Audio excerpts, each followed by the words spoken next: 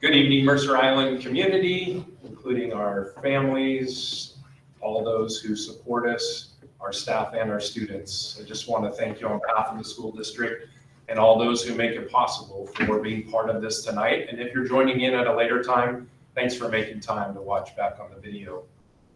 I'm going to turn it over tonight. This is hosted by the school district, but it can't happen like so many other things without tremendous support from our PTA. And we're going to do introductions first, and then I'm going to hand it over to Karim, who is the current president of the PTA Council, who will set the tone for tonight. But again, thank you both for all of your work on this and supporting us as we gather the information from the community that's most near and dear to them right now as we tackle this really tough time for our school district. So Nick, let's begin with introductions with you, please. Yeah, good evening, and thanks Sarah and Debbie for helping facilitate tonight, and everybody else that's tuning in from at home. And I'm the principal of the high school, and you want me to have some opening remarks now, Frederick? I'll give them to you in a second. Okay, great. Yeah. I'm Erin Battersby, Assistant Superintendent of Compliance, Legal Affairs, and Human Resources. So Erin. Fred Rundle, our superintendent, proud superintendent of the school district. Debbie. Debbie Nelson, I'm President-elect for PTA Council. I have 2 children in the school district, one at IMS and one at Northwood. Thank you so much, Fred. My name is Karim, and I am the current Mercer Island PTA Council President. I am parent to a child at Lake Ridge and an incoming kindergartner at Lake Ridge next year. I prepared some remarks with Debbie. I'm going to read them out. Just want to start with, as PTA Council President and President-elect, our role, according to the Washington State PTA bylaws, is to serve as the spokespersons for our local PTA. The PTA is an independent, volunteer-led organization.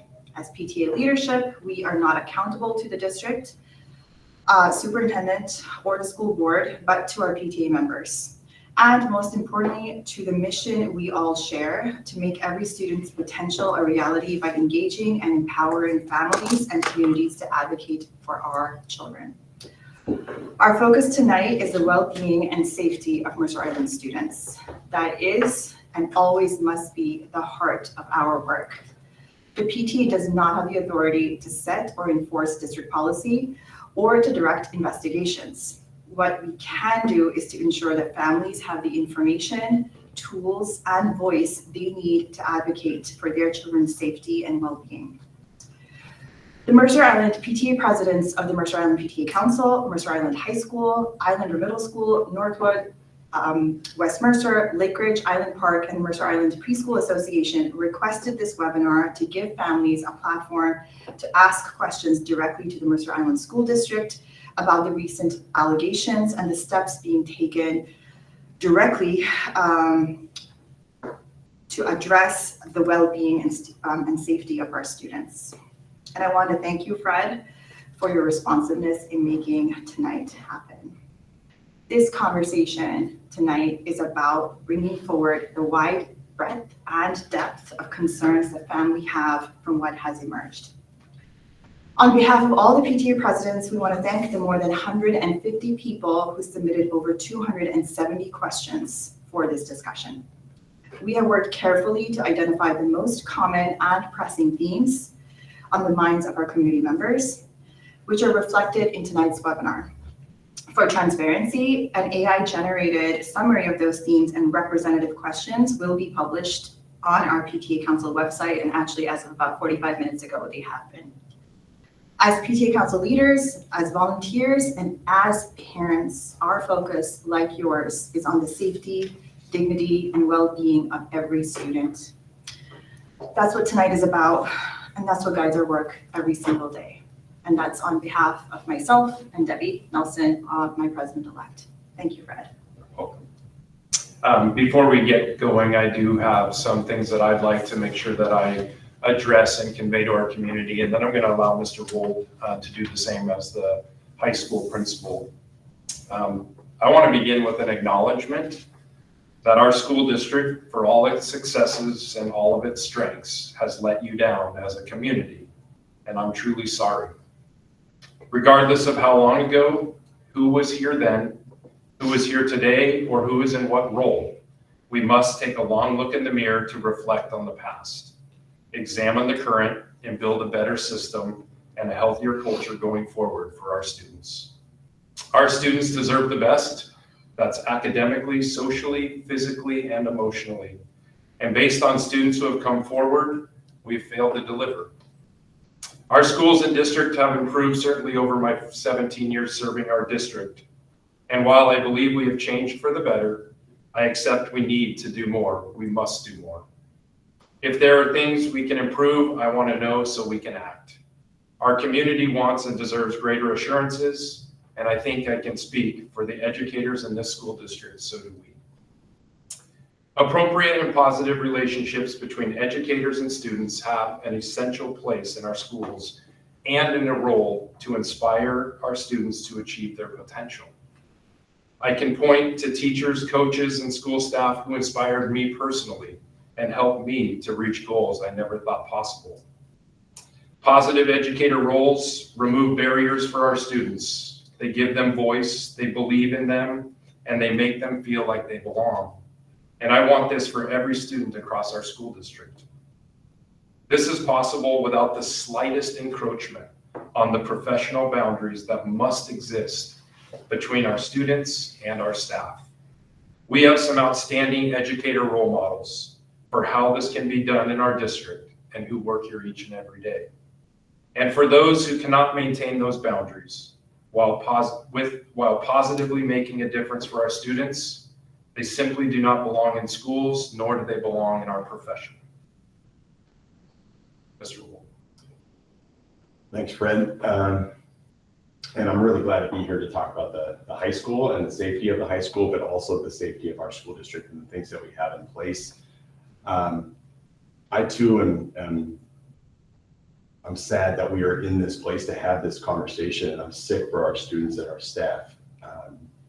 Meeting with dozens and dozens and dozens of students over the past week and seeing the real pain and trust, and it was hard and continues to be hard. And our educators that show up every day that are doing the right work. But it does give opportunity for us to have some real important conversations to amplify the work that we are doing, and to illuminate the areas that we really need to grow. And I'm happy to have a very transparent conversation tonight about those things in our school, because we do have a safe school. But how does a student learn if they don't feel safe always in our school? And so we need to make sure that this work is paramount in everything that we do. And then we're actively working on this with our staff to make sure that they understand these boundaries of healthy relationships, that our students understand those clear lines, and when those lines are crossed, how do they report, how they can do it anonymously, how they can do it and get action that is circled back with them. We have such great resources, our partnerships with YFS, KSARC, the curriculum in our classrooms, our student organizations that are building out that strong student voice that is inside of our school. So I'm excited to talk about those things, even in the midst of being a part of a challenge like this in our school and our community. I know that trust has been lost in some ways, but also an opportunity for us to really regain this and have our great conversation with our community. It started last week with having those conversations in our PAC meeting, conversations with our PTSA already, and of course tonight with Sarah and Debbie. This is a great opportunity for our team. I will say I messaged our students this past week after meeting again with dozens of them that we really found that there were some themes that came across in many of the questions that they had around boundaries, relationships, around how to report, when to report, and can it be anonymous, all of those things. And those things really need to be crystal clear for our students so that they can feel safe. And then how do we circle back with them so that they know that we are taking action? And I think that's a clear area for us, because our students are also really proud of our school, as our educators are, as our administrators are, that they're really proud of the work that we do here, and they want to make sure that all of our students feel that same way. So I'm really glad to be here with the team here tonight to have these conversations openly and to address all the questions that have been brought forward. And I appreciate a community that grabs these questions and gives us these opportunities to ask them and answer them openly in this type of forum. So I'm appreciative of that work and opportunity tonight. Thanks. Thanks, Nick. I think we can get into the questions. Yeah, thank you so much, Fred and Nick and Erin. I'll just quickly explain the format of how we're going to move alongside for the next 90 minutes. It is humanly impossible to answer the 270 questions that we received. We relied on AI to generate the most volume of questions in the different themes. And the 5 themes that had the most number of questions were communications and transparency. We received about 65 questions related to that. We received about 45 questions related to investigation and independent investigation and oversight. We received over 35 questions related to student safety and reporting, about 30 questions related to culture and prevention, and about 30 questions related to accountability and leadership decisions. So just moving forward, Debbie and I will take turns. What we have tried to do is bring forward, and I want to really acknowledge our PTA presidents who have worked in the last 48 hours as tirelessly as possible to make sure that we are bringing the voice of our community members forward. These are not our questions. We pulled questions from the raw questions that represent these themes and what is coming up. Debbie and I will go back and forth in asking the questions that we will ask. We have not prepared our follow-up questions, and so it might be that Debbie might have a clarifying question, or I might have a clarifying question, and we will try our best to really represent the voices of our community. And we may not get there entirely because there were so many and so much content to navigate, but we really appreciate this opportunity. So we'll start off with the first theme, and Debbie, I'll hand it over to you. Okay, thank you, Sarah. So the first theme is communication and transparency, and we're going to lean more towards transparency on some of these questions. So Fred, who has responsibilities for the different types of investigations? And then in addition, what are the differences in common areas across the police department, school districts, and state? I think, I begin with a question like that, thinking about the people who have responsibility. It's somewhat dependent on where that starts and what is the investigation about. If it's students, if it's staff, or if it's even a community member and how they have an interplay with our schools or our school district. But everyone has a responsibility to take in a report. And then once that report is made, in some cases, the principal or the assistant principal will take that report and begin that investigation. And I would say that investigation is a continuum between inquiry and or just checking in and doing some interviewing. But it begins with some of that, the look into. If the nature of it is escalated such that it is about sexual assault or that there's allegations of that type of misconduct, that's quickly escalated to Erin Battersby here to my left. I will say this, it is really about collaboration though as well. I think back as a principal myself, and then in my role today as a superintendent, it can be a lonely place being a principal or a leader in their chairs. And we try very hard to make sure that it isn't lonely or that it has to be. And so there are times when it is a collaborative conversation. Where we go with that though, then depends on what's the nature. I think you mentioned a couple of the different entities. If it is policy and procedural, it generally stays with the school district. If it starts to involve something that could be criminal or have something to do with a law being broken outside of the confines of education, that's where we're reaching out to the Mercer Police Department. If it has to do with child abuse, neglect, exploitation, then we're reaching out to CPS. And in some cases, it might be all three where we're making those reports. If it has to do with employees and misconduct, and we are learning evidence that we have someone who may not be fit for employment, there's also the Office of Professional Practice that we've made call to inform them that we have someone who we believe has violated the code of conduct or our professional code of conduct. And in some cases, OSPI will be involved. Parents, and usually in those cases, have taken a concern, or perhaps through the Office of Civil Rights, let's say, and they might start their complaint there. They might then call us and push it back down to us and say, district, we want you to look into this.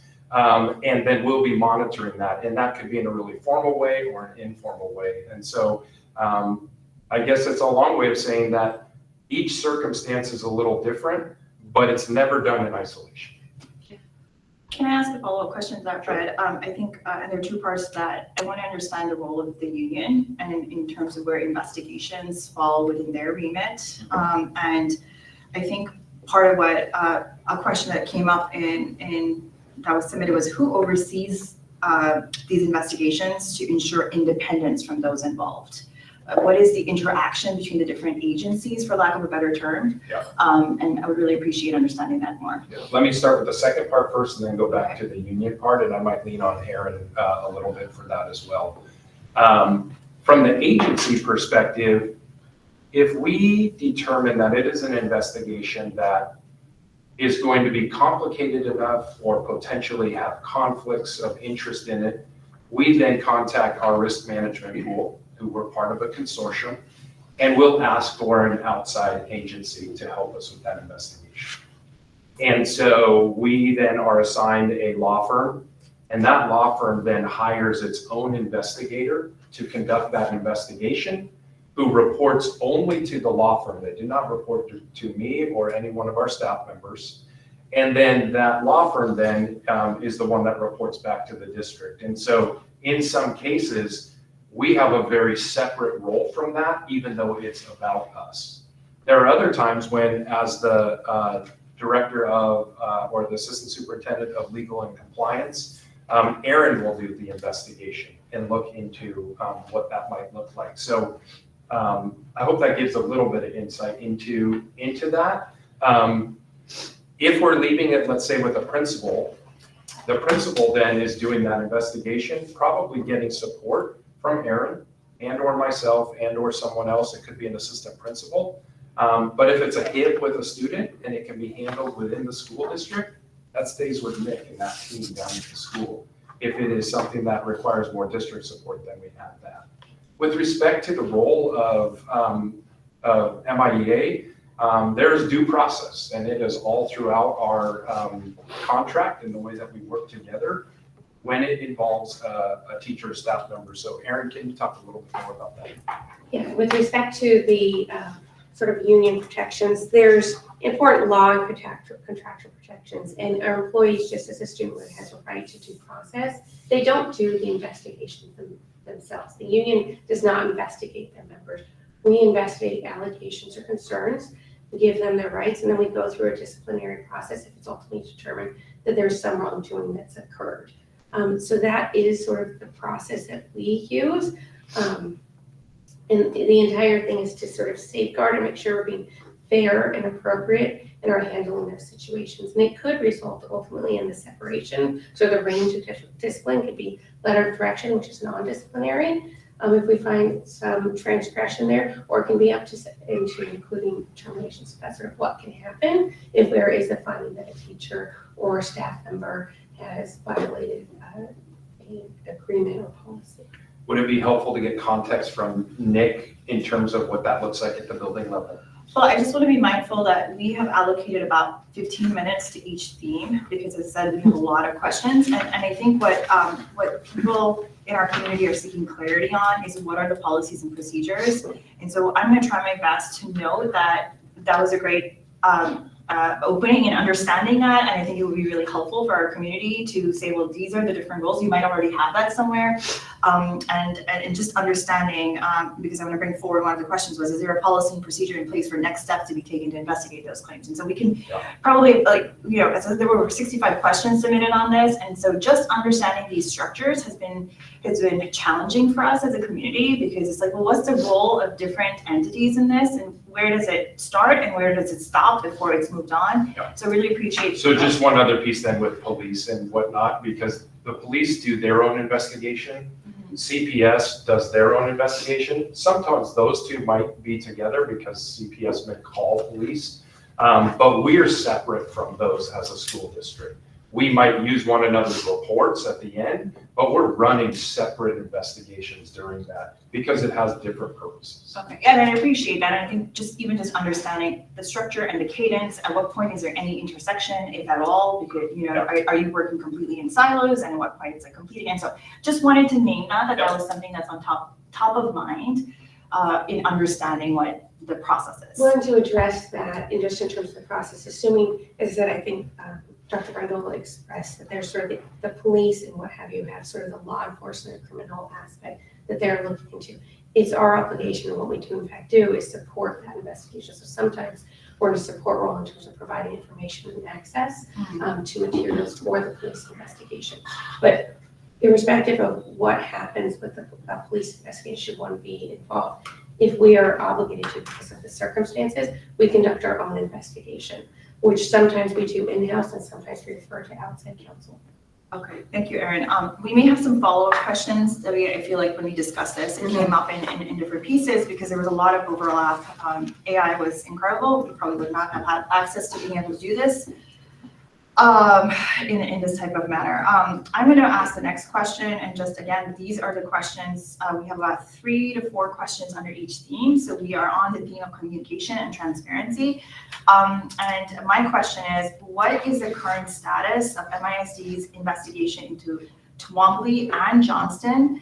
And does it include interviews with faculty, staff, current students, and former students?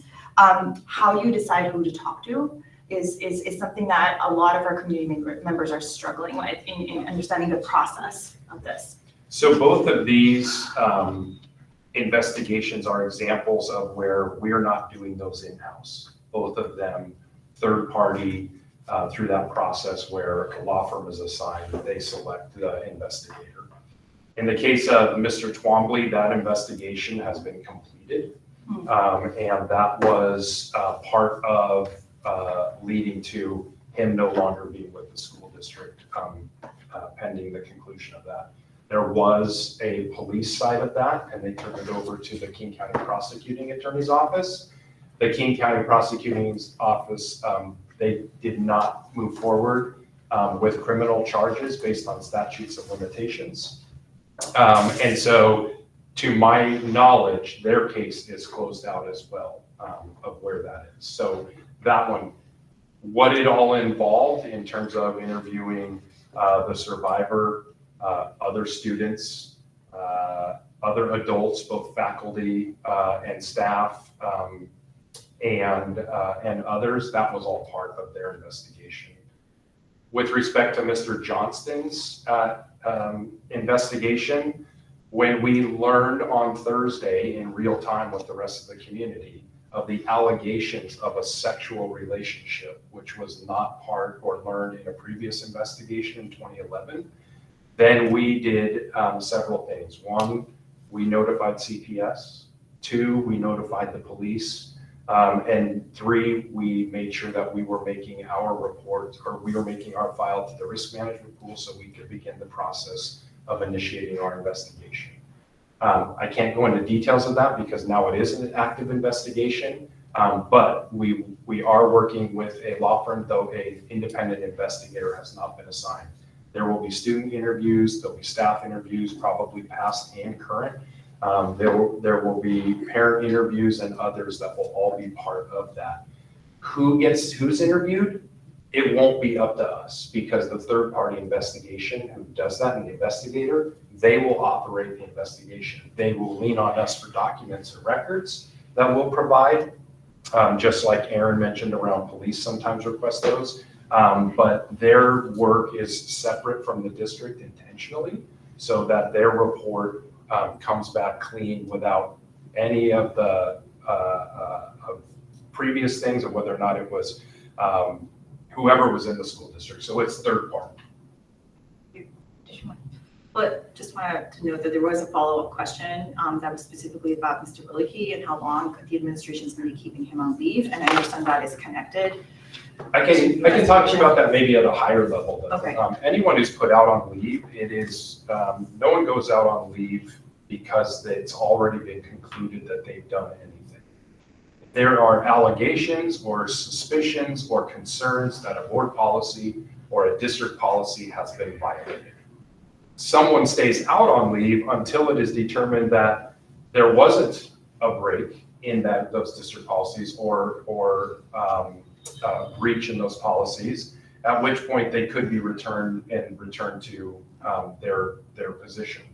However, if it's determined then that there was a violation, then that quickly moves into a deeper investigation that could be separate from the other or continued in the other one. So it's really it's dependent upon the investigation that drives that. And in this case, we won't be conducting it, so it's not us who will be controlling the time of that. And I think that can be hard. I know with previous investigations, when we're using outside people, there's a lot of benefits to that. One of the drawbacks is they can sometimes take longer, and people want to know things sooner, and those can take longer than us who are here working with the staff or the student in some case when we're working on investigation with students.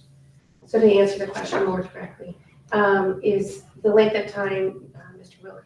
will be informed by the investigation and what is ultimately determined in that investigation. But right now, there's been no determination as to whether there was misconduct or not. So he likely will not be returned until that determination has been made, if he's returned. Thank you. So, final question for this section. What prompts the district to inform the community about potential misconduct, and how was it handled in the cases of Twombly and Johnston? And then to take that further, was the district aware they continued contact with students after leaving, and what steps will be taken in the future to prevent similar situations? Let me start a little bit off with the contact between students with a staff member out on leave, or what that looks like. When we put someone out on leave of absence, we are shutting down their email within the district. We are taking their electronic devices that are part of the school district. And so we're creating immediate, just tangible barriers in that way. And there's a direction, and I don't know how the police handle it if the police are involved, but at least from us, there is direction given to the staff member for their own protection within the investigation, but also anyone else who's involved to not have contact with students, staff, community, with respect to anything surrounding those instances. Debbie, would you mind refreshing me on the first part of that question? Yeah.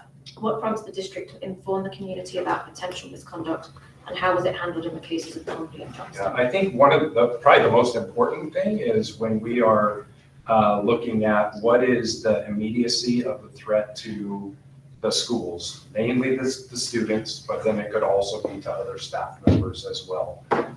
In some instances, someone could be put on leave and removed from the environment, whether or not it's the school district or wherever they're working within the school district. And then we have to make determinations as to what that looks like. In the case of Mr. Twombly, we had the way we came about learning of that case was not through the media, which is different than Mr. Johnston's, but rather that coming through a different way. And because of that, and thinking about the survivor student and thinking about the circumstances there, that was one where we didn't go right to the families with that. I was asked a great question this week and pressed on it by our students in the Islander, and I'm sure it will be in the newspaper, and I hope that it is. And they really asked, do you regret anything? You know, and we live every day as leaders, regretting some decisions and being proud of others. And I don't regret upholding the wishes of a victim who never wanted to come forward. But I have the other truth, which is if other things can come about and make positive change and improve our system and improve a toxic culture, then that will be part of our reconciliation and moving forward, and we will confront everything that comes head on. In the case of Mr. Johnston, that came through the media in terms of the sexual nature of that. And so that was already out, so we quickly moved forward to notify community there of what was happening. We are aware that he has, and I think it might even come up tonight, he has different connections in the community, and we wanted to make sure we put that out there and make it public of how we were handling that.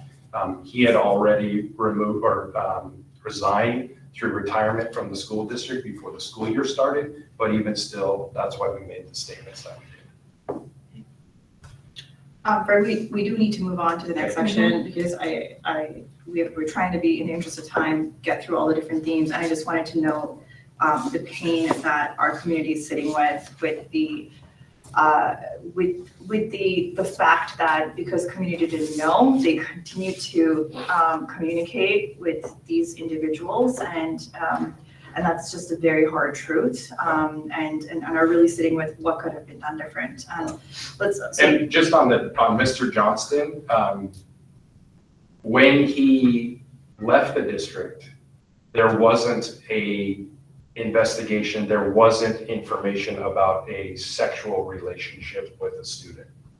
And so just on the timeline, again, it was last Thursday when we learned about that, which would trigger the actions that we took. Yeah. And I'm not trying to deflect, I'm just trying to clarify. No, I appreciate that. And I know we want to move to the next theme, but there's a part of me that really wants to ask that follow-up question, Debbie. Or like just to like whisper out loud and be like, it seems that there were reports about Mr. Johnston for the past 1 or 2 years, Fred. And I think this is the question that's like, were those investigated and what were the results of those investigations?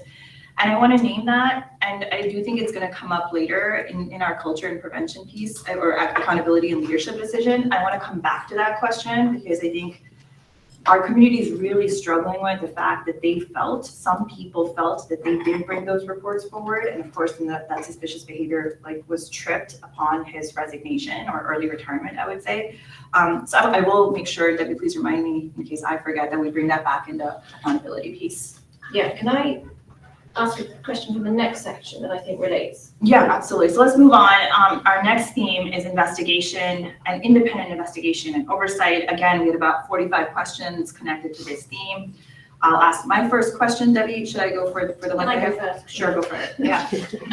So Fred, you mentioned that it was not known. And my question, it relates to why is there not a data set that exists that you can refer back to that has flags? And with that in mind, when Johnston retired, why did that not flag an investigation to go back and look at his file? So I guess I can start with that second part maybe first and say that when he retired, there was not an allegation or someone who had come forward with a tangible, at least from my time, claim of sexual abuse or sexual misconduct. And so even back in his file, and I'm going to be a little bit shy here because I know Erin's going to nudge me in a second and say there's an active investigation, so I can't go too far into that. But there has been some thought and look back into that, but it's not, there's not that element in there. Why isn't there a database or why isn't there something? I don't know why our school district has not set one up. To help our principals, when we go from principal to principal to principal over 5 years or whether that's 50 years, from superintendent to superintendent, I'm not sure why our school district has not set one back up. I can tell you that we added Erin's position in 2016, March 2016 or so. Okay, which was the first time that we had legal and compliance affairs in our school district. I would say our record keeping is a lot better since then.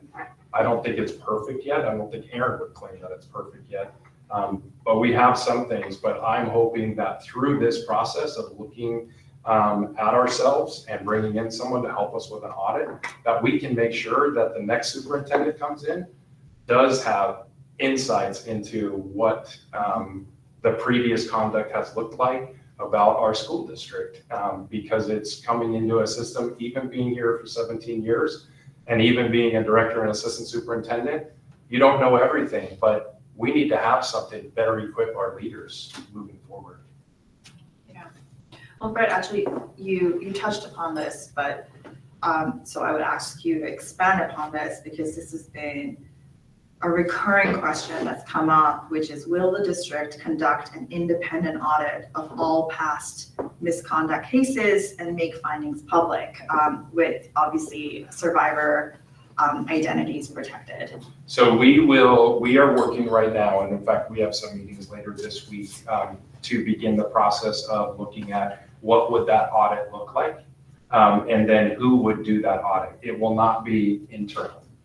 Taking a look at our policies, our practices, our procedures, our trainings, and we suspect that as you start to look at that, you turn over one rock, it will lead to another rock. And I want to be clear too, that's separate than the investigation for Mr. Johnston. That will be, and that could reveal some things, and that will handle there. But the question you're asking about is taking a look at ourselves, as I said in the beginning, that look in the mirror to say, how did we get to today?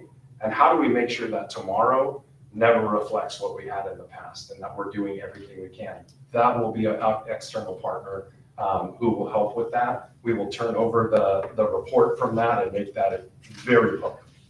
Thank you, Fred. And just wanting to name that the importance of not just looking at tangible written,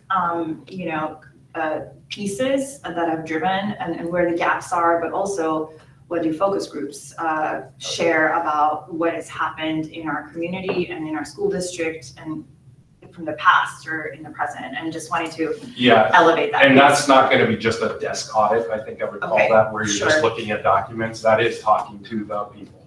Yes. We've got lots of people who have either come forward since things were coming about, or who may have come forward before. So yes, it is not a mere look at papers. It is really talking to people. Thank you. And again, as I said, there were so many sub-questions on this. And so I'm personally relieved that that's something that you're exploring, because I think that is a lot of the questions of when this happened, why wasn't this looked into, and just wanting to acknowledge that. We're going to move into our next theme, which is student safety and reporting. And I'm going to ask the first question. This was actually a considerable number of questions, and in fact, it was hard to really elevate the representative because there was so much breadth of the questions that were asked. So I really, really want to appreciate the community in naming the questions, because it made it easy for us to really understand what is on the minds of our families. The big question, Fred, is on social, emotional, and academic well-being, and particularly in the high schools, and I'm sure Fred will lean into, particularly in the most recent cases, what resources are available for student support and well-being, including the academic support, safety training, mental support, mental health support, and so on. And there's a secondary piece that's connected to this of what are the different mechanisms for anyone to report concerns without any retaliation. And that's connected to the well-being piece, and that's something that was really coming up in the questions that were submitted. Yeah.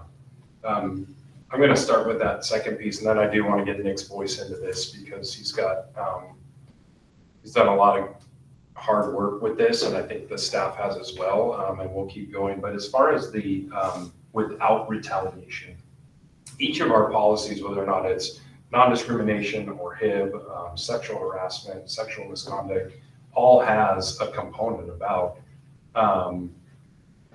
retaliation and what happens if you retaliate, and what that looks like. The hard part is for me to sit here and say, I promise you that because it's in a policy, it's not going to happen, because that's not reality. The prohibition on retaliation sometimes comes down to how well can we maintain the anonymity of the person who came forward in the first place. And sometimes we can do that, and sometimes we can't do that. And that goes for if a student comes forward with a harassment claim against another student. And we try to be really clear on that, but those are hard things to walk on that.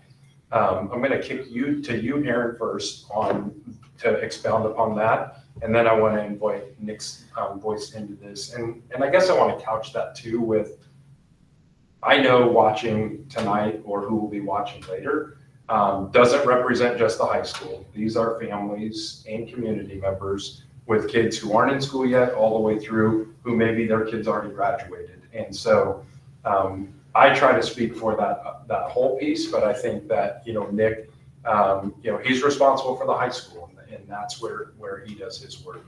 You want to talk a little bit more about that second? Yeah, so just referring back to the question, what I heard was that sort of an interest in how students can report things and how are they assured, or how can they have some confidence there can be retaliation if I got that wrong. Right, and I'll just add this piece is that it's students, it's families, Students, it's families. educators as well. And we had a question of how do non-students, we've talked about say something, see something, who has access to that? And so if you can. And we built that out a lot. And build that. So I can, full response, I can address that. So with respect to both our students and staff, with our students, we would like them to have, we strive to have every student have a trusted adult in the school so that they can report in person should they feel comfortable. We also, it was actually brought through PTAs and through some very invested parents. We have an anonymous reporting system through See Something, Say Something in Sandy Hook where people, whether it be they students, community members, adults, can report. We make it more accessible to students by leveraging the one-to-one devices we have. So there's actually an app on their device, which a lot of students use to report their concerns. Those concerns can be about other students. They can be about themselves and their own well-being. They can be about staff. So that's an anonymous reporting system. Sometimes our students do identify who they are, and sometimes our families do identify who they are, but it's not required. So that's another avenue that we've made it possible for people to communicate. We all have emails. People email us regularly, and we try to make ourselves available to the community through our website and making sure that they understand what the policies are.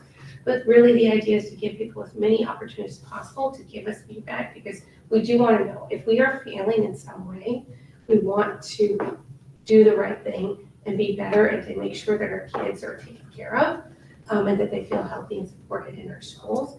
And sometimes we can't be everywhere, and sometimes we have to rely on the feedback from our students. We do monitor that though. That's not to say that we don't have an obligation to monitor the feedback and the inputs we're getting from concerns, and then to be proactive to make changes. If they say we are continually getting shoving and bullying concerns in one specific area of the playground, we might adjust how that's organized, or maybe not even make it accessible for a period of time so that we can figure out how to make it accessible in a way that's encourages pro-social behavior for our students. So I would that's, sorry to interrupt you, I would just say that I hope that through our committee work, and I'll probably speak to it somewhere in one of the questions, that involving UW Harborview, involving King County Sexual Assault Resource Center, they all have reporting places as well. And those reports then do get sent back. And so the Say Something app can be used by community members, and it has started to turn that way. I would say prior to this school year, our middle schoolers would use the Say Something app much more frequently than high school, but I think that's definitely turning. And that's part of education. It's also confidence and our follow through. Nick, you want to talk about academic, social, emotional, physical well-being? Yeah, sure. And just to amplify a bit of the See Something part, one thing that I love about this and why we emphasize it with students is that it is 7 days a week, 365. Not always does a student feel their concern between 8 and 3 o'clock. And so it's important to have an avenue for them to report, whether having their name attached to it or anonymously, that they have a system in which they can report wherever they are at, out of the country, on a vacation. It doesn't matter what it is, that they get a chance to report. And so we've emphasized this definitely, not only this year, but since it's been in place over the last couple of years. Can I just add on to that too? And we get it 365, 24 hours That's a day, right. 7 days a week. And so we will get them on the weekends, we will get them on vacations, we will get them. And I'm not saying that for our community to say, oh my gosh, no, we want that. And it gives us a chance to call MIHS to call police on a weekend to do a wellness check, to check in. And so as much as it's available to the students in the community, we're on call as well. Yeah, it goes right to Erin, Fred, me, our administrative team. It goes through, and we triage to say who's on first so that we get a chance to support that student in that circumstance right away. I also learned from students this past week that, of course, sometimes the formality of it makes them nervous, and so they want another system. And so we talked that out with students over the past week as well, of saying, okay, look, we want the information, we want the report, we want it in any way that you can stop by my office, put a folded up note and slide it underneath my door at Old School, like whatever it takes. It could be an email, it could be through a trusted adult on campus. While we appreciate the reporting system because it does connect a lot of people to go into action right away, sometimes that in itself, students said, hey, look, I'd love to have just something that's even more casual so I can give something to a counselor. So all of those things are at their disposal. So there's a menu of ideas and options that students can utilize to report. I do want to hit on this idea around retaliation, because this predates these two circumstances, and this is a really sticking point for our school, and especially in a transcript bearing, grade bearing school, and our students that are really emphasizing this. And it's a hard part, and it's been, since I've been here, it's year 9 for me in the school district, this has been a hard one for us to really get under. And as I was interviewing students this past week, I learned from many of them that while they're uncomfortable, some of them, based on their own safety, may not always want to report because they frankly don't want to run that risk. And we've got to be able to break that barrier down. We've got to chip away at that we want that information. And that's when our administrative team and other leaders will do our best work to ensure that retaliation will not happen on our watch. And we got to make sure that we drive that home with our students. And that fear, while it may not be founded, it's still a fear that exists. And so we have to be able to drive that home for our students. And that part is really hard for me to sit with, because in listening to students this past week of them saying like, yeah, I was kind of uncomfortable, but I'm not quite sure. And so I just didn't want to say anything because I didn't want anything to happen. And I'm going, it's, again, how do you learn if you don't feel safe? And so I want that report more than anything. And then our team needs to be watching mindfully throughout this time and watching how grades come in. We watch every single aspect of it. And then we get a chance to tell our students, okay, so this is at this stage that you get a chance to report this information. And I want you to be really cognizant of the behaviors that are happening inside of this classroom, and to continue to be partnering with me and our administrative team and your families about ways that we can support you best throughout that process. That is something we absolutely have to continue to chip away at so that we get those reports and we can intervene right away. So you talk about encouraging them to report and protect them from retaliation. When they do make that report, what are the specific steps that the district is taking to protect the student whilst the investigation is underway? I think it depends, right? I can jump in. It really depends on the nature of the concern, because everything's sort of case specific and what the student needs. I mean, the first and foremost, we look at the student's safety and health. Mm-hmm. So whatever that student needs in that time, we try to devise supports that meet that student's needs in that time. With respect to fears of retaliation and that kind of thing, we're proactive. We proactively communicate with, there's an alleged aggressor, like, you're not allowed, retaliation is prohibited. This is what it might look like. Let's say if it's student to student, retaliation would look like this. You need to avoid anything that even looks like that. We also can put in protective measures by keeping them apart. If it is a student and staff member and they're in class, are you still comfortable in that class? What can we do to support you? So that some of it is driven by what the student needs. And then we rely on, not only are we cautioning the adult in that scenario that no retaliation and retaliation is prohibited, we're also actively encouraging the student to provide feedback if they do feel they're being retaliated against, so we can address that immediately. But I would, in that context though, if it's egregious enough, that's where you start talking about removing the staff member right away. So I think that I want to draw that clear line, because the topic of tonight, when we're talking about something as significant as sexual misconduct, or a boundary that's been crossed, that is clearly putting the safety of the student, that's where we move quickly to that. And so there's not that opportunity, but it's really important in that moment to build upon that of that student may may feel extremely vulnerable, that they just did something that is extremely brave. So how do we make sure that we're protecting the identity of that student and their own desire for Respecting their confidentiality? wishes.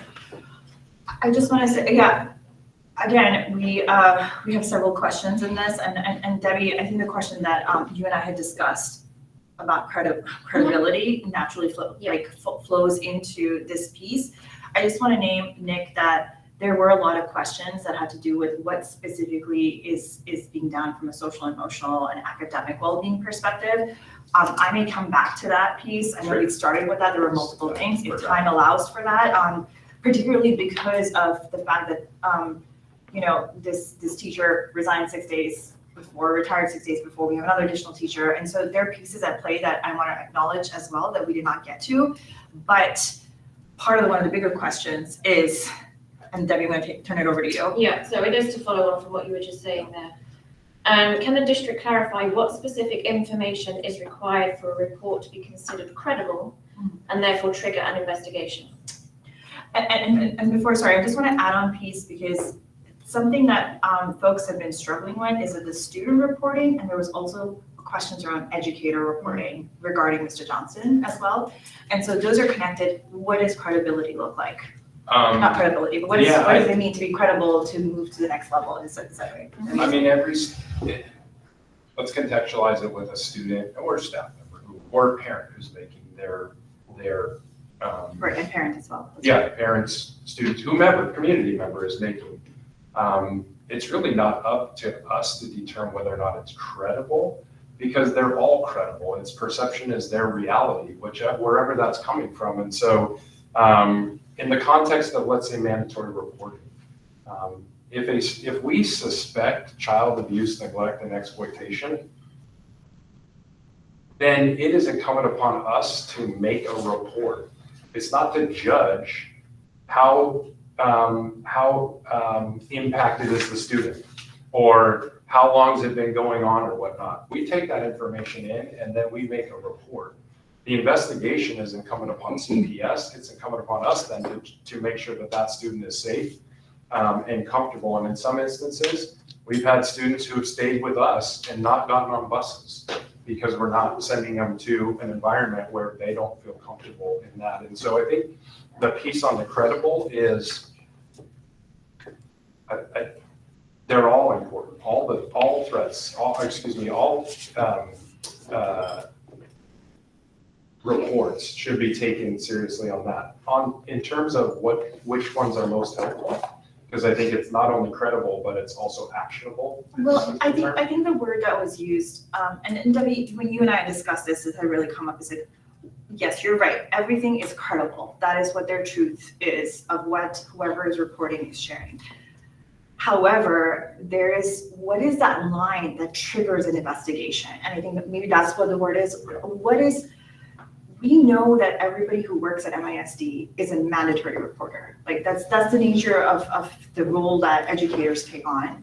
What does that mean exactly, right? And I think that's the gray area that I think we've had a lot of families really giving us feedback and saying, yes, we said this, and I understand this. No, right? absolutely, which is, it's really, really hard to be like, well, this is, and I understand that you're also navigating that on your end. Yeah. But I think that's what we're really struggling with. I think as educators, they struggle to navigate that too. Like, is this really something that I report, or what does this look like? And one of the things we have to get better in our culture is to not feel like I have something, but I'm just not sure. Do I have someone I can go to? Can I go to Nick? Can I go to a counselor? Can I go to someone to even just bounce ideas off of on that? But the parts of once a report is made, to kind of dig into that a little bit more, because I think there's a part around, what can we do with that information, or what then triggers that investigation, if you will. I think, again, investigations are a continuum. There is an inquiry. We could get a tip on the Say Something tonight that might have the name of a teacher but it doesn't have anything around what day that it is, and it may have been something, it could be a substitute teacher, and something happened, but we don't know what the class period is, and we don't know. It doesn't preclude us from talking to that substitute teacher and saying, look, are there, we want to just make sure that we're reinforcing expectations in the classroom and to work here. And so there would be intervention on that. But if that source of information has, and I think, Erin, you oftentimes remind me of this, we may not always know the why, but the more of the who, what's, whens, and wheres that we know, the better job we can do and the faster job that we can do. And that doesn't mean don't report till you know all of that. That's not what I do not want to send that message to our community. Because if you know part of it and you want to start a report and you just say, I just want to put this on the radar and have us be watching for that, we might take that information and put that together with something else and being able to connect some dots. You live in this world a lot. Yeah, and what I was going to say is, when we get information, and I think the word credible was a struggle point for me, because I think we start out with that every concern that is expressed to us is credible. And we do listen to the concerns, and we do our utmost to look into them. To use your term, there's a spectrum of responses, which is informed by what information is shared and what we then learn when looking into the information. And does it implicate a policy violation? There's structures in our policies that determine how we would go about investigating that, or what the possible outcomes are. That's for misconduct from staff or students. We're here today, frankly, because we're talking about some of the most serious violations of the community's expectations and our expectations of our staff, and the treatment of our children. Those type of things, anything that sounds in that, we take them seriously, and we do our utmost to run those to ground.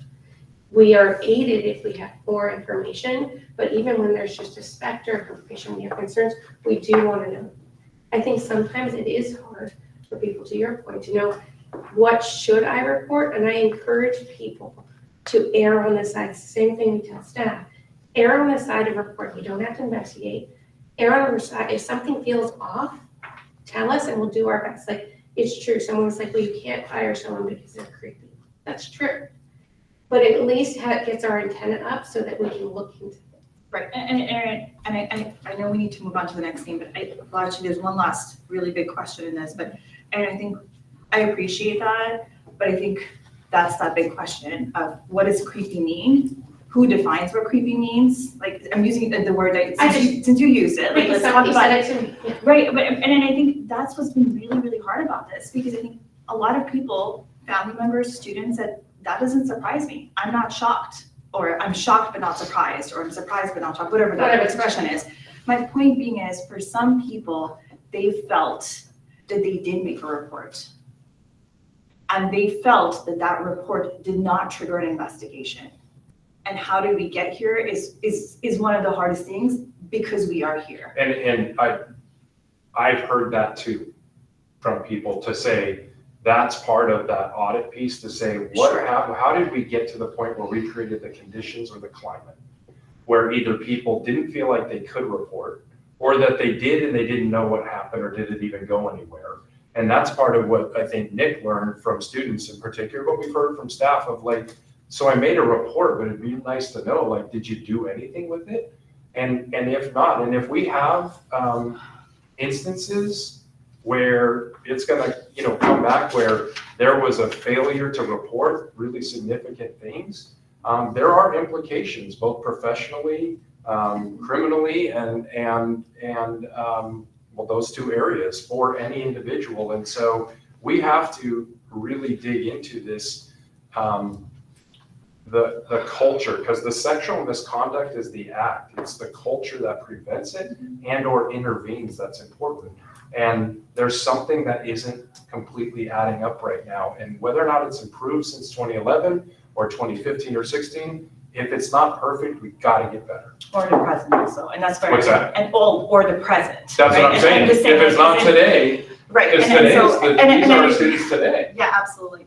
And I really appreciate, Fred, that hopefully that independent audit that you spoke with will be an opportunity, but I really want to elevate the fact that you said about culture, because Fred talked to me about this man cave thing. it came up many times. And there's two components to it. There's the physical man cave piece, and then there's the intangible man cave piece. How can we be assured that the man cave culture, and so if you can speak to the physical piece, because I know that it's come up, but that culture piece of that man cave culture, how is that being addressed now at MIHS? Yeah, I think you highlighted that well, and that is that there's the man cave, but what did the man cave stand for? Or what was the culture that emanated from that? And so even though the man cave was eliminated or was ended, and that was a particular office where certain staff members had their office space and they were all together, even though that was dismantled in 2013, I think what you're getting at, which is really important, and that is what's the toxic culture that came from that and what's left over from that, if any, or how has it morphed and changed? And it might be showing up in different ways. And so, Nick, what year did you get here? In 2017. And so I think my opening comments are the same of whether or not that was there then or now or in the future. I think that's part of the audit of we got to talk to staff members who were here then, who are here now, staff who've come afterward. What are they picking up on that we haven't done a good enough job of resetting expectations to say these types of ways, whether or not it's in the classroom with students or how we interact with students and meet with them. We have office spaces in our school at the high school. We don't have enough classrooms for everyone to have their own classroom like we do at the middle school, which then also is their office. So they do share spaces, but what are the expectations of that space? When we're meeting with students, if I'm meeting with a student in a very significant way and they have a lot to share or it seems very private, that can happen in a lot of different places than an office alone. It could be an office alone with windows and I tell my colleague of where they need to be. So there's some renorming that we need to make sure is crystal clear, not just with our staff, but our students as well. Nick, you're in the high school day in and day out. Yeah, well, first of all, the man cave, that era is over at the high school. For Physical. The physical space, that piece has been over for a significant amount of time. The remnants, the signage, anything like that has been eradicated from the building, and we want to continue to eradicate the cultural piece now that we're referring to. I'd say the office spaces are created based on teaching like subject matter or partnerships in that way. So often they're now in an office where they're with somebody that they're teaching a similar content area, an English person and a social studies person, or something that they can collaborate easily with, and then they get a chance to connect during their off periods and so forth, so that they can build those relationships with those educators. Any signage or anything like that, we're mindful of what's in there and what's represented for our students to be able to enter in those spaces safely and have conversation with their students. We want their windows to be completely open and free of any barrier. When they get a chance to meet with a student, that they get a chance to prop the door open, things of that kind, so that we really make sure that the educator is safe, the student is safe, and they can have some open conversation in that way. And if the conversation goes poorly, there's sometimes that I've seen a student who is upset about their assignment or something like that, and they cry and they walk out of an office space. How do you notify an administrator or a teaching colleague about something that you experience in your office space? Because they're not large spaces, they're fairly small spaces in that way. And so we want to communicate, we want to talk to people about who's been in my office, who's not in my office, and the different open spaces that we can create so the student feels safe, staff member feels safe, and then the design of who is going to be in those spaces. Again, most often it's content areas that they get a chance to spend time with those people and work together on content and curriculum. And I want to go back, I also want to add on to that. I think, to echo what you said, the space is gone, right? So we've made adjustments to space. There's more cameras in our space than ever before. There's more surveillance, but there may be a cultural piece. And we have to hold ourselves and each other accountable to professional boundaries. And those can be small things. So using overly familiar terms, saying, swearing in front of it or with a kid. And all of that is inappropriate and can be like the slippery slope that leads to other misconduct. It's a single, we need to call that out on each other, and we need to empower our students to both recognize that and also share it with us. And so I think that's something that we need to do a better job of. As I said, because we're not in, I mean, you have a classroom of 30 kids. I'm not actually a teacher myself, but other teachers may not know what's said there, so we need our students to understand what is appropriate and what isn't appropriate. And it's simple things also, just how you interact. It's one thing, did you have a great weekend? It's quite another thing, were you at a party at the weekend? Like those are two, sort of asking the same thing, but one is very different and leads to a different set of dialogue, which is much less appropriate. And I would argue that cross it to the professional boundaries. Nick, you want to add that? Well, I know we're probably going to move on. Yeah, I was gonna add a specific around like a staff concern about an office space. And so this has come up to me in this way, and so I'll just share something that I will do.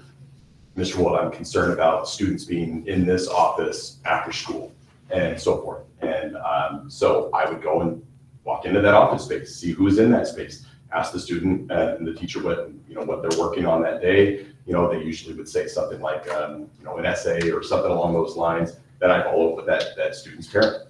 And so there is a follow-up that happens in that way.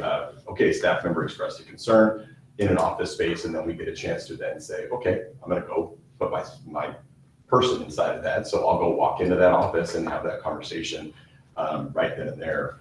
And so that happens. Say, hey, just a heads up, Nick, I'd love for you to go and walk by this office or that office, and we get a chance to go and then have a conversation with the educator or the student that's in that office as well, and then follow up with their parent as well. Yeah. So that is a common practice. So I think there was one specific question, Nick, I appreciate, again, speaking of all the physical and speaking of the opportunities for growth, Erin and that Nick, both of you named. There was a very specific question about the teacher assistant program.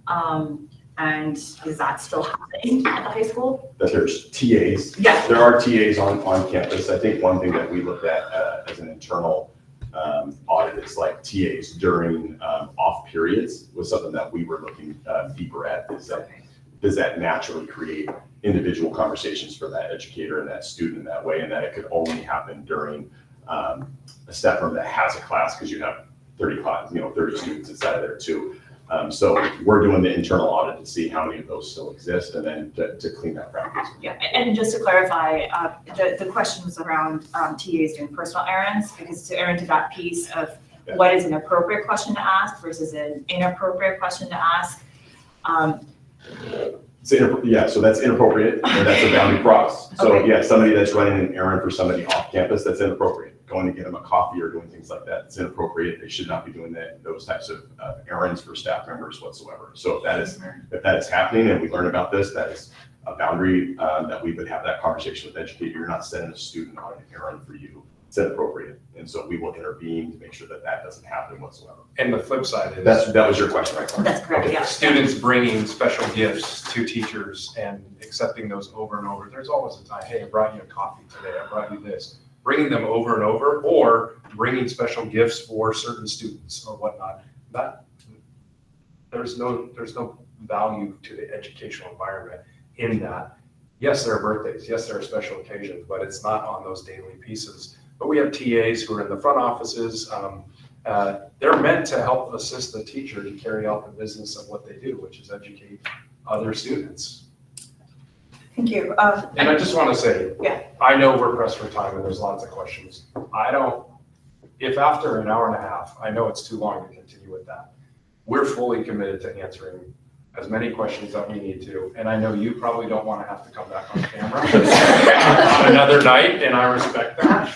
But I also want you to know that we're balancing a tension between wanting to be thorough and really accurate with also getting through the questions. But if we have to find other ways, and we've already talked about this around how are we going to get these questions, because there's many more than this, we're committed to it. Okay, and thank you for naming that, right? And we can do a time check at exactly 6:30 and determine if we need to go 5-10 minutes over, because but also just wanting to name, these are just the top 5 themes per volume. We have more than double that amount. And Fred, we, at the end of this is to talk about what does that look like? Because it doesn't mean that just because the sheer number of volume asks these questions, that the other questions are not important. Yeah. I just want to name that. Mhm. Debbie, let's move on to the next question. At the theme Yes. of culture and prevention, you're going to ask the first Yeah, question. and, Thank you. so I think it's important to align this with, Erin, what you were talking about, and understanding professional boundaries.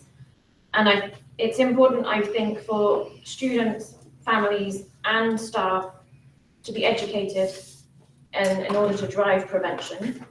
And so one question we have is, how does the district ensure that education about healthy relationships includes information on coercive control and non-physical forms of abuse? Are you asking that to Erin Not or to specifically. whomever? And Debbie, should we throw in that additional question that is on right beneath that as the follow-up question we'd identified? You're gonna have to tell me which one you're talking about. What does the district do to consult survivors or Oh, I can experts? answer that. So, okay, aligned to that, what has the district done to consult with survivors or experts in coercive control when designing curriculum and training?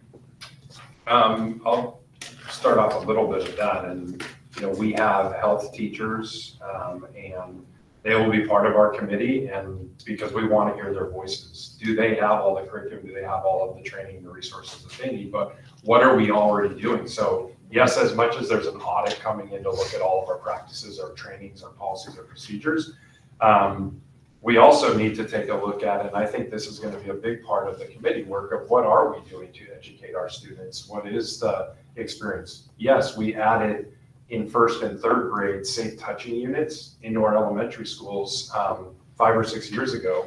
Should we add them into all 5 grade bands? And so King County Sexual Assault Resource Center, ESD, the Puget Sound Educational Service District, Office of Superintendent of Public Instruction, Harbor Brew, UW, a pediatrician, and I'm forgetting a few others. They're all part of the committee. And Brett, actually, can you expand on what that committee that you're referencing? We had put it in our email that November 4th, you're having your first committee meeting, Yep. and that was obviously set up a while back after Mr. Twombly's investigation. And so if you can actually name what that is for those that are hearing about it for the first time, I would appreciate that. And Fred, just to build upon, this is a parent that brought us forward who has experience. We're talking about coercive control and non-physical forms of abuse, just to be clear. You bet.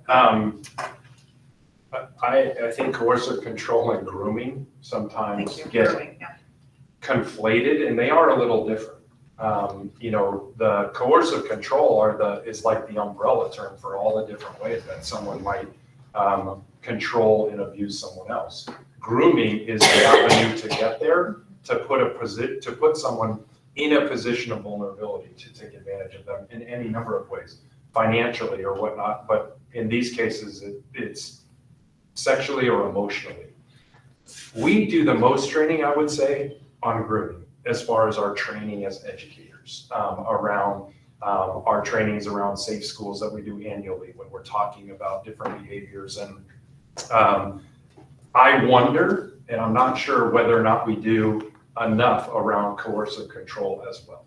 I think that is something for the committee. So to the committee, we have 30 people so far. And I say so far because one of the things that we'll do next week when we convene is to look around and say, who's not here? Because we did the best we could to fill a committee. It has students, it has staff, administrators, teachers, classified staff. It has parents representing a range of students and experiences. We have a school board member. We have athletic director, myself and Erin are there. And then, as I said, I'm just going to quickly peek and make sure I hit everyone. CPS is another one on it. So we really have internal people who I consider the Island Mercer Island School District people, and then external partners. What I'm not sure once we all sit down is, A, do we have all the right voices from the external partner side, but B, who are we missing from our internal? Are we missing critical representations of segments of our community whose voices may not normally be at a table? Or if they are and we've forgotten them, we need to add. And so I did take feedback. Sorry, you've given me this great feedback around. Not sure that everyone feels like there was a transparent enough opportunity to even be considered. And so we'll be talking about that and likely going back out. A number of families have reached out, and even in the last 10 days, and said, hey, if you need someone else, this is my background. I've been doing this, and I'm taking down those notes. And I've emailed them back to say, look, I'm not sure, but can I put you on a list and to put you into consideration? And there's going to be a lot of recommendations from not just this committee, but from an audit. And we're going to need the expertise of people to help us implement change as well. And so the piece on the committee is not going back to investigate everything in the past. It's to say what's happening today in our classrooms. Health teachers, help us to understand what we're doing. Are we covering coercive control? And if not, should we? Let's talk to KSARC. Let's talk to some of the others. That being said, I don't want to diminish the work that our health teachers do and the work that they do. In the state of Washington, though, you only need a 0.5 credit, one semester of health to graduate high school. We did do some work, and it wasn't popular at the time. But part of the reason was we were concerned that there were some gaps in the way that students could earn a health credit in the past over summer school. And so we changed it from kind of an independent study weekly check-in module or model to students come for a summer school credit. They actually have to come to summer school 3 days a week, I believe for 6 weeks during the summer, so that there is that opportunity that we get to make sure we're covering topics like this, which are really important. So thank you, Fred. I just want to say there is a question that was going to be my next question is Okay. like, what are the new prevention measures or training being implemented to ensure that all staff understand professional boundaries? I feel like we've covered that, so I'm actually going to not ask you to answer that. The only thing I'll say is we won't wait for the committee to be done with their work or an investigation Sure. or an audit to be done. If there are things we can do right now, it doesn't preclude us from doing it. Okay, and I think that's where there were questions around what are the new prevention measures, because Debbie highlighted there's a prevention piece. However, Fred, I think what a new question, this is not coming obviously, but as I'm speaking to you and hearing from you, I think what's unclear to me is that if there's an independent audit that's happening, and then there's this committee that's happening, where is that overlap? What does that look like? What is this kind of, like, when I had asked Fred, as with all the other PTA presidents, can you please be transparent? And I know that you mentioned you're gonna ask students before you, for their public information being released, it's like, can you be transparent who's on the committee? And can we have diversity of elementary, middle school, high school experiences, all the pieces that we brought forward. Because this committee date was set up prior to what just came out on Thursday last week, I think there is that question of what is this committee going to be doing that's different than the audit, and just understanding that piece, and also understanding the timeline of the immediacy.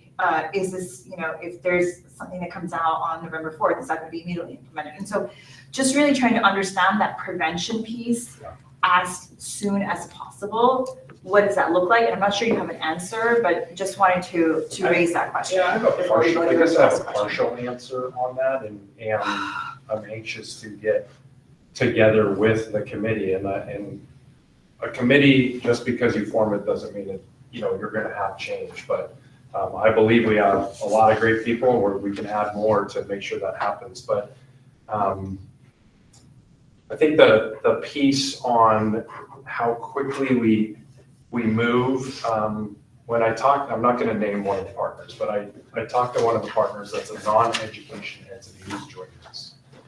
And I was talking to them about 2 or 3 weeks ago about the scoping of this, and I said, well, in the first meeting, I'm thinking about this, this, and this, and we can get into this, and everyone can do this. And they said, you know what? We've done this work for a long time. The first thing you need to do is get everyone in the room and just have people start talking about their experiences and what they want to accomplish and they said, in your rush to try to make a bunch of change, it's going to come across as you're just triaging and you're not doing the work that needs to happen. And they said, that's where we can come alongside. They said, don't worry about who needs to do what training, whether or not it's us or OSPI or the ESD. What you need to do is figure out what are the needs of your community based on your committee. And if you don't have a full picture of that, that's okay, but to begin that process. So I tried to lean into that a little bit more to say, okay, what does that mean? To your point though, Sarah, around what happens if KSAR comes and they have a suggestion that we should do right away? then we don't need a vote of that committee that says, X number of people, now we're gonna do that. We take that momentum back and we have people from all of the schools and whatnot to start working with our administrators and start thinking about where can that happen. Thanks so much, Fred. I'm going to turn you over to the last question in this section. We have one last section. Yeah, okay, thank you. So the district has emphasised student safety, and when we talk about prevention, we know that it requires active and verifiable oversight. Can the district outline what protocols are in place if a teacher is reported for coercive, manipulative or controlling behaviour, even if it's not physical? Sure. Again, it kind of loops back to one of the first questions you asked, and that is, where does that come in? Does it come in on the tip line? And what information do we have on that? Was it reported to a counselor based on where that comes in? And I think the question is a good one that's being asked because it comes out of a place of concern that not enough has been done by our school district when reports have been made. And I think we're all very interested in learning where that breakdown has been and having some really honest conversations about just if we don't have enough information right away, how do we dig a little deeper? If it's not an anonymous person, how do we have a conversation more with that particular student, or it might come from a family who has brought that forward. So I think it's slowing down. The world is not getting slower and things are coming at our principals and everyone else at breakneck speed, but nothing should be more important than student safety. And it's not just physical, as you said, social, emotional, physical safety, yes, but there are those other pieces. So part of it's slowing down and making sure that we're not just saying, okay, we're gonna file that because I don't know this yet. What other step can we take to go forward? And it's not about just trying to, a witch hunt type of thing. It's about taking information and not assessing whether it's credible or not, but taking it. Nick, I saw you kind of nodding. Oh, Fred, I think you're hitting at an area that I think we'd like to see get tighter. I think that that's an important aspect of all of this, and what we've learned throughout this as a challenge is that the intersection between report, admin intervention, the oversight and partnership that we have with Erin and our district leaders and who's all connected to this. How do we close the loop if it is somebody that is not anonymous, or if it isn't somebody that's anonymous, and how do we do that work? I think that needs to be cleaner and tighter.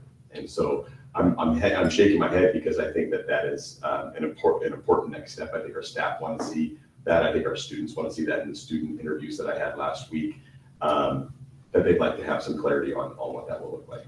I just want to emphasize that for there to be an investigation or action taken by the district, it certainly doesn't need to be a physical thing. So to the extent anyone has fear about that, if it implicates our policies, we must respond. We do respond, and we do take it seriously. So I just want to emphasize that. I have two follow-up questions because I just want to be very clear, yes or no. I just want to really understand, and again, these are questions that came from our community. Are there clear district policies prohibiting teachers, coaches, or staff, for example, using private messaging platforms? And so is that a yes? Okay. Yes. So clearly we need to do, there's an opportunity for growth so that parents, educators, staff, everybody knows that. And let me add to that just quickly. I would hope that the outcomes of this committee can not just influence our school district, but can influence our community. And I've shared this with some of you as well. And so I think I've probably talked to both of you about it, but I've got kids who have grown up doing youth sports or different things. And I think we send very unclear messages to our students as well, where when my son is playing select baseball, the coach has a certain expectation and they can text and they might use team staff or something. And then all of a sudden they're in our high school and we're saying, well, you can't text the coach. But maybe one of our coaches works for a different select team and they're a volunteer coach or they're different.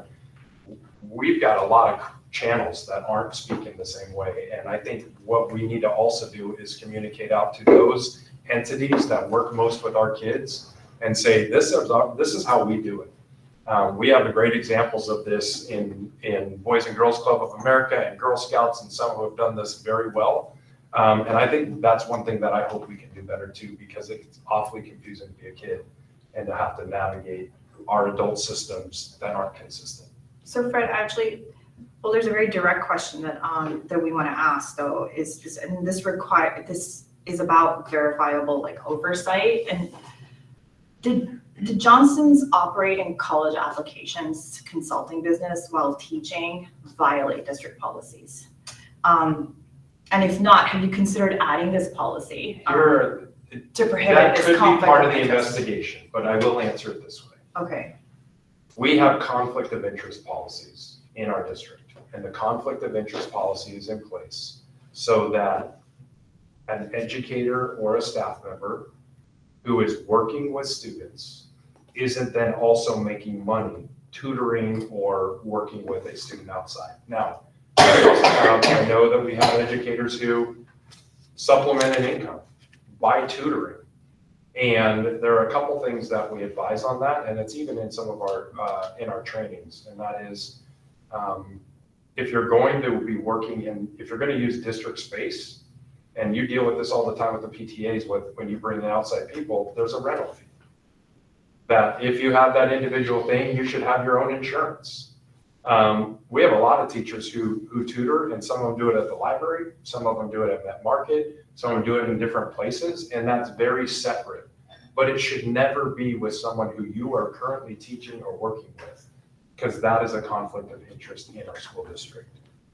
Anything you want to add? Does that answer that, or do you have a follow-up to it that Erin might be able to clarify it even more?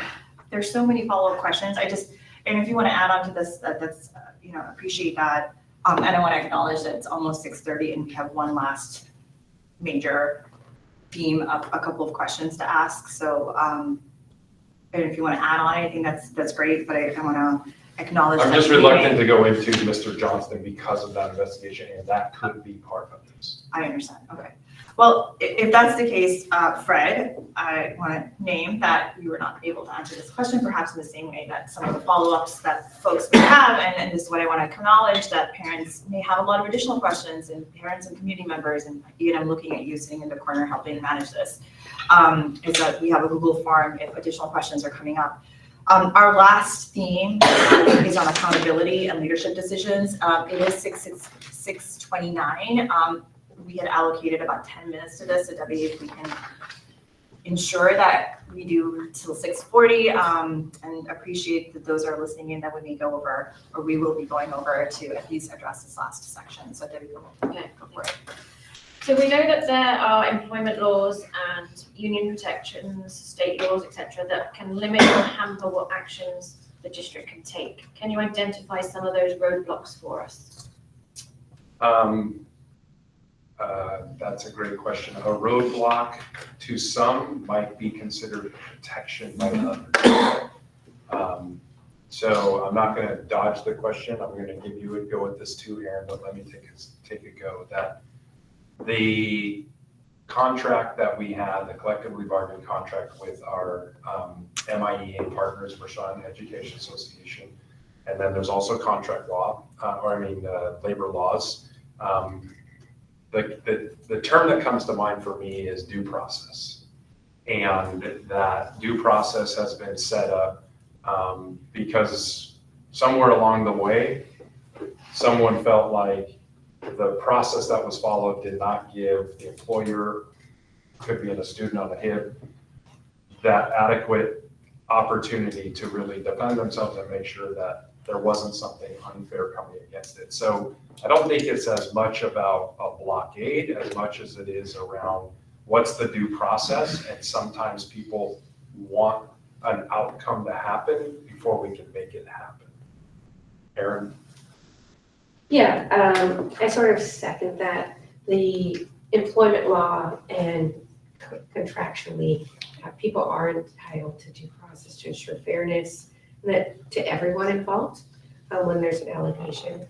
And it also helps us because before we take this disciplinary action, we're required to complete an investigation and give the employee the opportunity to respond. And that forces us to ensure that our process is fair and legally sound, which ultimately means that it's defensible. So whatever the outcome is, if it is ultimately the separation of an employee, that it's something that will stick, it's legally defensible. And this can take time, and we can understand it can be frustrating, but that's the process that we face. And you know, I think that it's not all bad. I wouldn't necessarily characterize it as entirely a roadblock. I think that that we have opportunities to perhaps do better in terms of identifying problems that we can pursue. And that's do better as both a system and as a community. Nick, I've known you long enough that when you do that face right there, that you've got something that you want to say. So I want to let you lean into it. Yeah, I mean, I don't see it as roadblock because, at least at the high school, we have great partnerships with our MIHS reps and the people that we work actively with in supporting a safe school. And so when I hear roadblock, I don't see it that way. I see a great partnership. We always notify our MIHS reps of anything that we're going to be looking into, or there possibly could be a breach of policy in that way. And we can talk to them about what we've learned, what we're looking into. We get follow-ups within our MIHS reps and so forth. So they're well informed inside of the things that we look into the school. So like my face is actually I guess a sense of pride that we've got active partners with MIHS, and that they want what we all want, which is a great, safe place for our kids to learn. And so that's the way I see it. Can I take something head on? It's similar to this. Sure. There's been a lot of questions, and there might have been someone here that didn't come up tonight around settlement agreements with Mr. Twombly. So if I can just take that head on for a second, because it relates to this. When you get to the end of your investigation and you've found that you have grounds to make a certain determination, such as termination, it doesn't mean that you just get to do that. There's still a process that goes through, and that involves representation, and whether or not that's representation from a union or personal representation, you still have to go through that process. When we entered into that process, and I think this was in my letter from August, it was evident that our decision to want to move forward with termination was going to be met with opposition, and that was going to mean a few different things. One is that could wind up in a court with someone else who then ultimately gets to make the decision about whether or not that staff member gets to return. Two, you likely have to bring the survivor back through potentially for more interviews and to be part of a process that they had already gone through as part of the investigation. And three, there's going to be an outlay of resources, money, time, that's going to take to make that happen.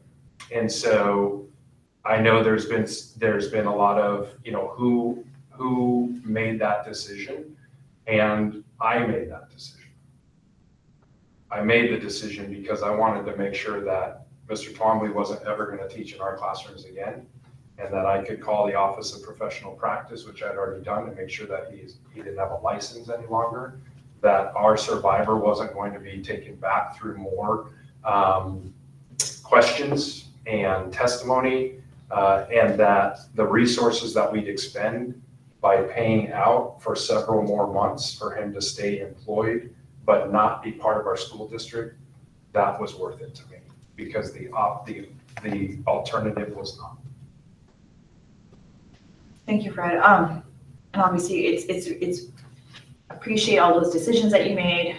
We are also sitting with the reality that we now understand about new allegations of different teachers. What does that have meant? And I think we're struggling. Absolutely. I just want to name that. We're struggling. And I understand those decisions that you made, but I want to bring that forward. I mean that this is a moving and pivoting. We just have our last couple of questions that we had created time and space for tonight. And so I'm going to pivot and say, Fred, will there be regular reporting to the school board in public session? on the numbers and types of investigations. Clearly, we have 2 that are ongoing. You have somebody that's on leave. And I think there was a sub-question, a separate one that was connected to that, which is there any way that we can implement compliance audits and annual random audits, checking whether staff are following policies? I see you making a face, Erin. I don't know what that means. But yeah, no, I was just, these are ideas that are coming forward. It might be an idea that comes forward from before, but I think what, in terms of accountability and in terms of decisions that you yourself make as a leader, I think the community is trying to understand, what does that look like coming back to the community to understand? And with respect to accountability audits or what I might say tonight, yes, we're going to do that. And what I might have in my head may be different than what someone else does. And I also don't want to set up this place of you didn't follow through or you met the expectation perfectly. And I do believe that through our third party, who will have recommendations, that there'll be a clearer picture of what that is. For instance, doing an audit on everyone's cell phones is not something that we can just do automatically and say, are you texting students and what does that look like? But we do have students, and we can be checking in with students and say, are you do any of our staff members contact you? So there are some things that we can definitely do. But to make it systemic, I also want to be thoughtful about what that looks like so that it has the right impact of what we're going to do. You had a second part of that, I completely forgot. I'm sorry. It was just how will regular reporting to school. Oh, reporting to school board. Yeah. So the school board, in their policies, they have what they call operational expectations. The 9th operational expectation is communication to the board. This is not currently something that is in there, but over the years, things have been added. For instance, we didn't used to report out on the numbers of restraints and isolations to the board that we've done in our schools. That's part of an operational expectation that we now report out on annually. And so my work with the board will be around what are some things that the community is having for expectations, and are we going to add something like that for us to report out on in the way that we find it to be meaningful and productive of what that looks like. Now, I know that Erin and our legal team is going to have a lot to say about what that looks like. But I know our school board president now, and they will re-elect a new school board president to take over in December. I know they are committed to wanting to make sure that there is more transparency, which we've heard loudly and clearly has been lacking, that there's more accountability.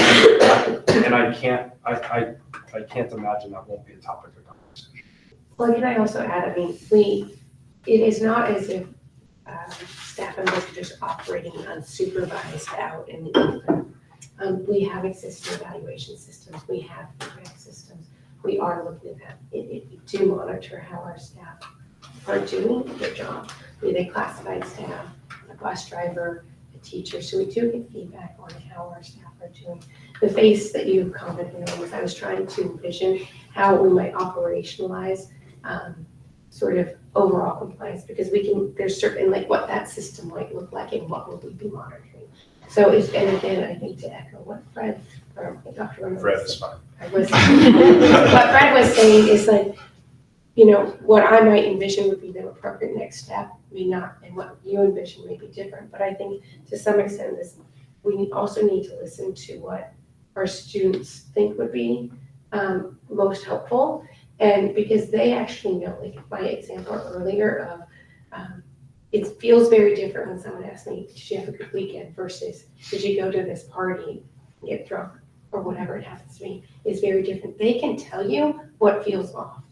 And so they can also inform us of what are the things that we need to be looking for in our staff that for them would be crossing. And I think our staff has to be involved too, because I know we have a lot watching right now. And believe me, they don't want our profession and their work to be constantly looked at of there's something suspicious here. They want to do the right things.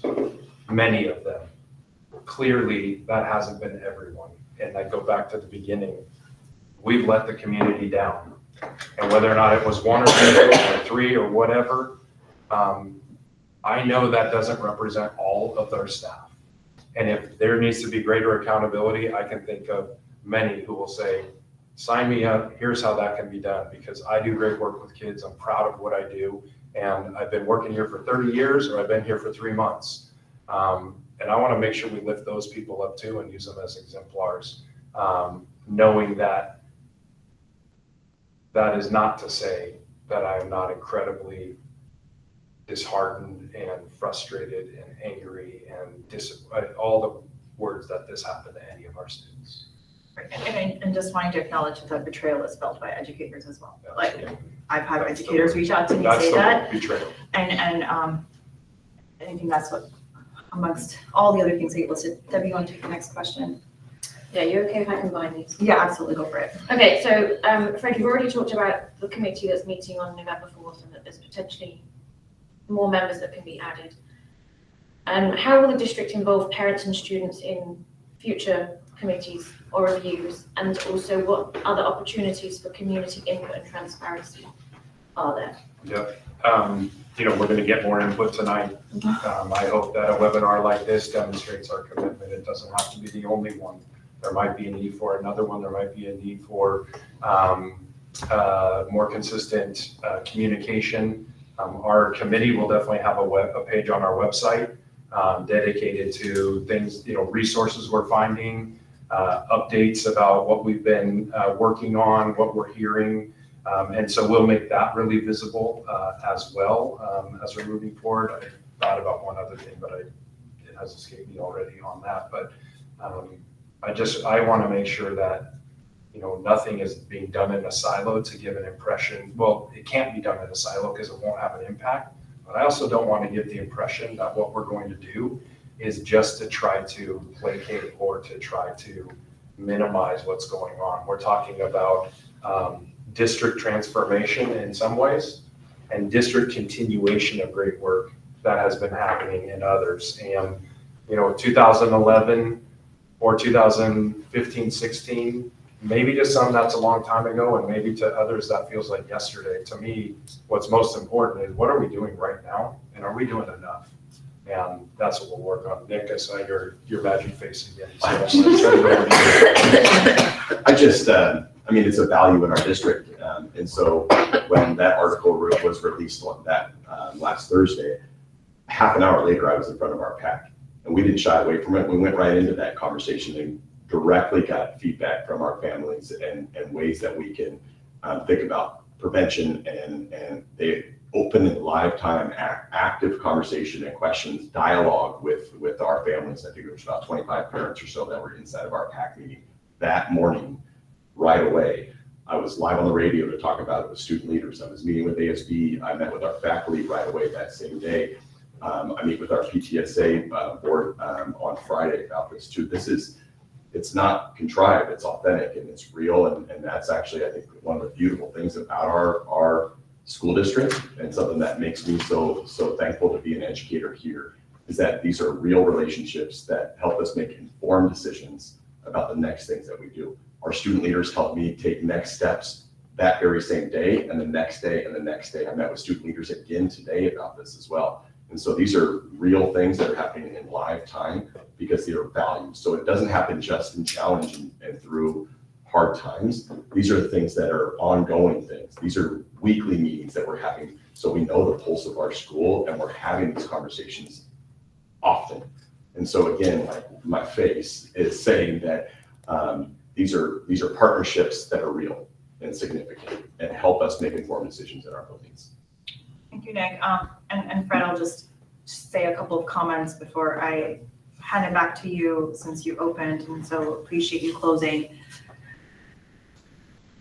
Nick, Erin, and Fred, if we can ask you to lean into more of what you're saying, that you're doing. Harm has been done.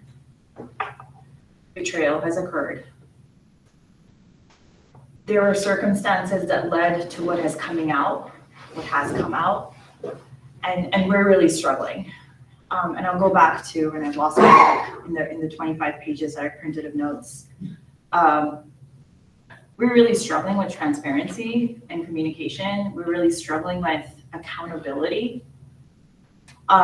Clearly tonight was our first of conversations to try and understand some of what community was bringing forward is on their minds. I'm going to go back to the fact that we, using AI, highlighted the most commonly asked questions that are the most pressing for community. Fred, our PTA presidents have named to you that we would love to have an FAQ to address all the other double the amount of themes more than that came through. I'm sure, Ian, you're capturing through the form that you put in, maybe additional questions that are coming in. But just really appreciating a continued proactiveness, if possible, to engaging with our community. Our community really needs it. And we hope that tonight, not to speak on your behalf, Debbie, but we hope that tonight is just the start of being able to continue to answer those questions. And I think you shared that the pack was, you did that morning. Thank you so much. I know the elementary, we've been talking about it as an elementary parent, like what more do we need from you and the other, communities? And so because parents and community members have questions, those that don't have kids in the district have questions, those have kids who graduated have questions. And so we have sent you all the raw questions, Fred. If you can work with your team to ensure that, to the best of your ability, we can continue having those answered in any way, shape, or form that serves our community best. I just would really like to make that request of you, because as we continue to advocate for our students, for our families, even our educators, that's what we've got the team, the PTA. But thank you so much for our time tonight. It's past 6:45. Just really appreciate that this has been an incredible lift for our PTA presidents and labor, because we feel that this is a moment in our community that is a great opportunity for transformation, particularly because many of us don't understand how we came to this point. I want to, Debbie, did you want to add on anything to that? I did not want to add. I don't think anyone who knows the three of us is surprised that we went long tonight, because we're not always known for being super concise.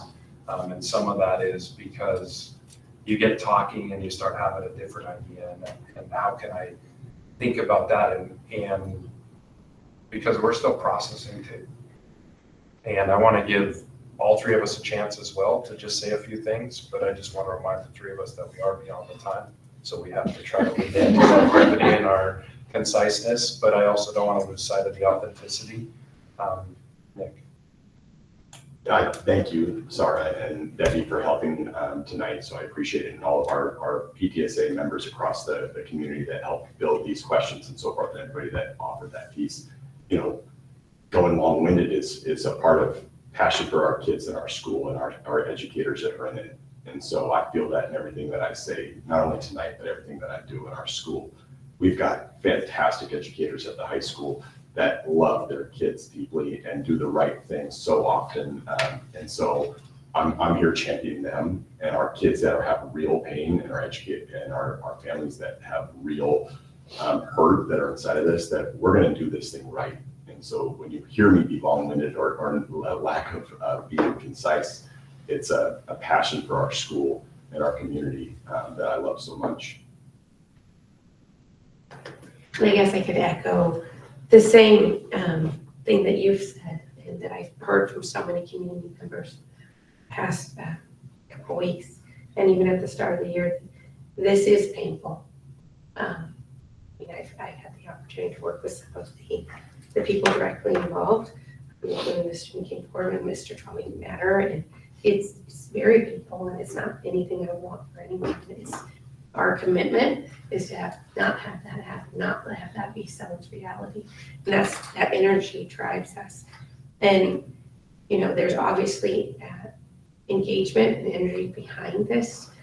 So we have to take it as an opportunity to be better and to use that to get better, because that's what our kids deserve. And I don't want to discount, and we should hold up as examples the great educators we have, because that is the model that we need for all educators to be, because our kids deserve that. So I do appreciate the opportunity. Thank you. Thank you, Debbie. Thank you, Sarah. Thanks to our community. I'll say from the beginning too, that I regret we're here and I'm sorry. This isn't where, when you become a teacher and, that you get into it for all these different reasons, you never think about what that would look like to have a colleague to break that trust, that importance, and here we are.